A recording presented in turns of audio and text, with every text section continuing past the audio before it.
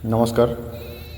যদি আপোনাৰো মানে মাটি আছে আৰু আপুনি যদি মানে ঘৰত মানে সেইখিনি মাটি ব্যৱহাৰ নকৰিলেও বা তাত খেতি নকৰিলেও চলে, তেতিয়াহ'লে ভৱিষ্যতত মানে আপোনাৰ ল'ৰা ছোৱালীৰ বাবে তেনেকুৱা এবিঘা বা আধা বিঘা মাটি যদি এনেকৈ চেগুন গছ লগাই ৰাখিব পৰা যায়, তেতিয়াহ'লে এটা মানে ভৱিষ্যতৰ কাৰণে ভাল এটা মানে FD হৈ থাকে।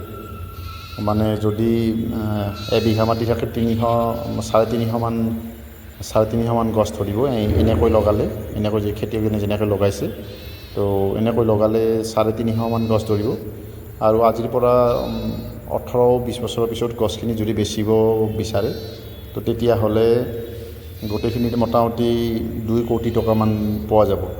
তো সেই হিচাপে মানে মাটি থাকিলে নিজৰ মানে ল'ৰা ছোৱালীৰ কাৰণে যদি ভাল এটা মানে ভৱিষ্যত গঢ়িব বিচৰা যায় বা ভালকৈ এনেকৈ ইমান ধুনীয়া মানে গ্ৰোথ হৈছে, এইবিলাক 4 বছৰ 5 বছৰৰ মানে চেগুন গছ খেতিয়কজনে ধুনীয়াকৈ মানে আধা বিঘামান মাটিত লগাই ৰাখিছে। যদি আপোনাৰ জাষ্ট বিয়া হৈছে বা নতুনকৈ ল'ৰা ছোৱালী হৈছে, ভৱিষ্যতৰ আপুনি সিহঁতৰ কাৰণে এটা ভাল FD কৰি থ'ব বিচাৰিছে, তেতিয়াহ'লে আধা বিঘা বা এবিঘা মাটিত 350-400 গছ এনেকৈ মানে চেগুন গছ পুতি থৈ দিয়ক।